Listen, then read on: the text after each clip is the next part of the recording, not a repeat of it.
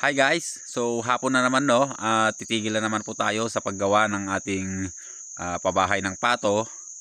Pero sa ngayon ay ito po yung kanyang itsura sa ngayon. So malapit na po nating matapos. And pagpasensya nyo na rin at medyo makalat dahil nga sa ongoing pa yung paggawa natin.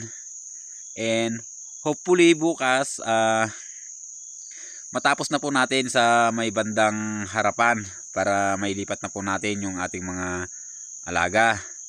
So noon pa man no, talagang ito naman talaga yung gusto natin na magkaroon po sila ng kanya-kanyang pabahay. So ang nangyari kasi sa atin, inabutan po tayo ng tag-ulan at yung ating tagagawa ay naging abala sa gawaing bukid. So sa may palayan. And ngayon hindi na ako makapaghintay, bali ako na lang po yung gumawa. And ito na po yung naging resulta ng ating ginawang effort. So konting-konti na lang talaga matatapos na po natin. At dito na lang po sa pinakaharapan niya yung walang nailagay na na parang bakod niya. So kawayan na po yung nilagay natin dahil nga sa tayo po ay nakakuha ng kawayan. So gusto nating bayaran no yung kawayan, kaya lang hindi na po pinabayaran sa atin. And ayun, talagang okay sa alright na yung ating ginawa. So hindi na po natin hihintayin yung yung kasama nating gumagawa. Kung mayroon po akong gagawin at medyo busy pa rin siya, so unti-untiin ko na lang. So kaya ko rin naman pala. And hindi man siya ganun ka-accurate, yung pag-layout natin hindi man ganun ka eksakto, pero nagawa naman natin. So okay naman. So ayun, kitang-kita nyo naman yung ating pabahay ng pato ngayon. So pag nalagyan na po natin dito sa may bandang unahan no, nalagyan na rin natin ng pinto, ililipat na po natin dito yung ating mga alaga at tsaka po tayo magbabakod dito. And pag nabakuran natin, tsaka na lang natin sila papakawalan. Ang plano sa ngayon ay may lipat lang muna sila para maging malinis dun sa area ng ating mga breeders na manok. So puntahan po natin no. At ako'y pababa na rin, magpapakain tayo ng alaga nating native na baboy. So yung mga manok natin kasi tsaka mga pato dito ay napakain na natin. So grabe yung mga kawayan no na kinuhanan natin. So Chinese bamboo daw. Sobrang tataba. Kaya dalawa lang yung nakuha ko. Halos malagyan lahat ng ating ng ating ginawa. So ayan yung sa side niya nga. Actually yung isa nandun paputol na. Hakutin ko na lang bukas at yun yung gagamitin natin dyan sa may bandang harapan. And ayun, buti na lang nakagawa tayo ng daan dito kahit na hindi pa siya totally natapos. So hindi na po tayo nahihirapan na umakyat bumaba papunta dun sa ating ginagawa. And ito po yung ating pabahay ng manok. So maluwag din pala siya. And magiging exclusive na lang yan para sa ating mga alagang manok. So gusto ko kasing hiwa-hiwalay sila para namomonitor natin sila ng maayos. And yung pagbre-breeding natin ay hindi po sila nadidisturb. So pag nag-aaway-away kasi sila, na-stress sila, yun po yung isa na dahilan kung bakit bumababa yung ating production. And may naging problema tayo sa Brahma natin no. At tinuka nila yung dalawang itlog. So ang ginawa ko sa mga Brahma natin ay binuksan ko na lang yung kanilang breeding pen. So puntahan po natin mamaya. And ito yung ating mga panabong na manok na brinibreed. At may 6 na pong itlog. So ayun, nandun na. So basang-basa pa rin no dito sa area, dito sa breeding pen natin dito sa manok. Tignan nyo po yung ano no, nangyari. So, nagpuputik na po siya sa loob. Kaya gusto ko pong mailipat na talaga sila. Dahil nga parang nag-ano na rin po yung amoy. So, mas maganda siguro talagang hiwalay yung ating mga pato para naman ano,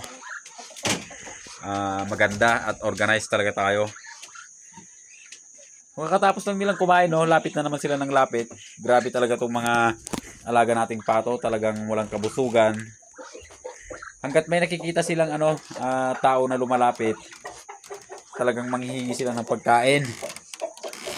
And talagang sobrang takaw nila, guys. So yun po yung ano nila.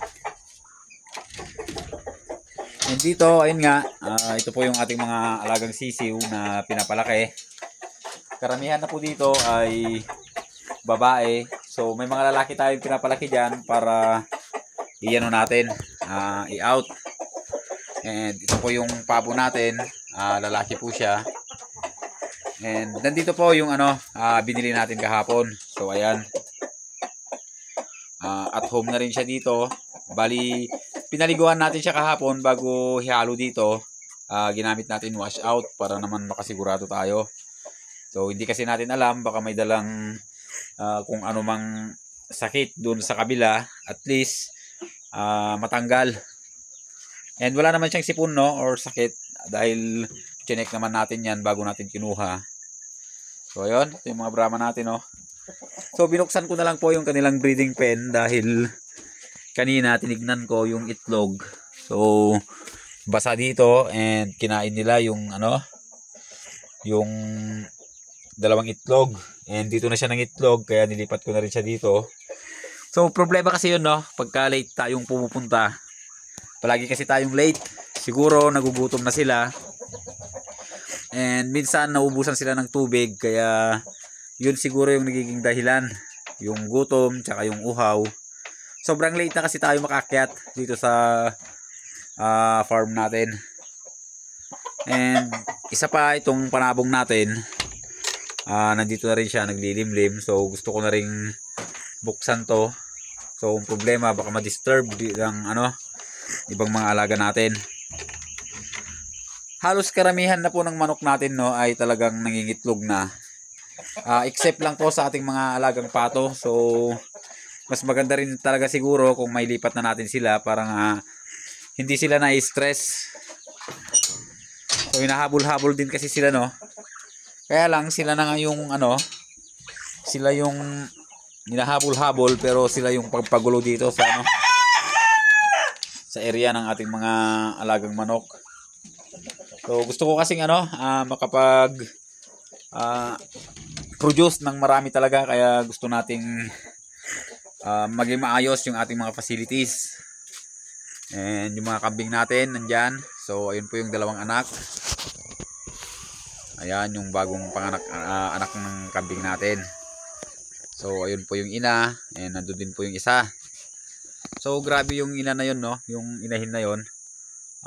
Malayo lang ng konti yung kanyang anak, ay talagang iyak na ng iyak, hinahanap niya. So maganda po siyang inahin. And ito po nanay po niya. So ayan, tsaka ito mag-ina. And yung ibang kambing natin nasa harapan.